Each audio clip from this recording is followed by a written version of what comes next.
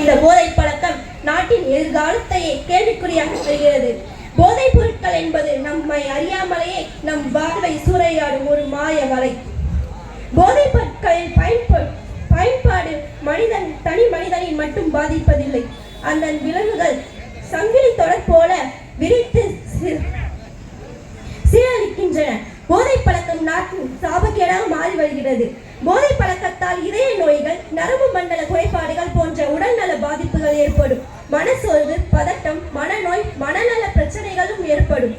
ஒவ்வொரு ஆண்டும் ஜூன் 26ஆம் தேதி சர்வதேச போதைப் பொருள் ஒழிப்பு தினம் அனுசரிக்கப்பட்டு வருகிறது. உங்கள் பிள்ளைகளின் எதிர்காலத்தையும் நிகழ்காலத்தின் மகிழ்ச்சியும் அளிக்கும் ஒரு விஷத்தை உட்கொள்ளுங்கள் என்று கருத்தில் கொண்டு குடியை விட்டுவிட்டு குடியை காக்க வேண்டும் என்று தயவு கூர்ந்து கேட்டுக்கொள்கிறேன். வாழ்வை அளிக்கும் நச்சு வேலை போதை என்ற பெயர் விற்காதே, ஏனெனே விழிக்க வேண்டும். விழிப்புணர்வு விதையாய் மாற வேண்டும்.